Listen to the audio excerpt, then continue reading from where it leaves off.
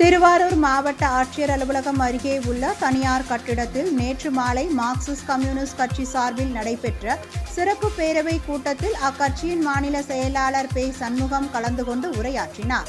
அப்பொழுது தொடர்மின் தடை ஏற்பட்டதால் மார்க்சிஸ்ட் கம்யூனிஸ்ட் கட்சி தொண்டர்கள் மற்றும் நிர்வாகிகள் அதிருப்தி அடைந்தனர். அப்பொழுது கட்டட பகுதியில் இருந்த மின் இணைப்பு கம்பியிலிருந்து தொடர்ந்து தீப்பொறி வந்து கொண்டே இருந்த நிலையில் ஒரு கட்டத்தில் தீப்பொறி பெரிதாக பரவியதால் மின்சாரம் தடைப்பட்டது.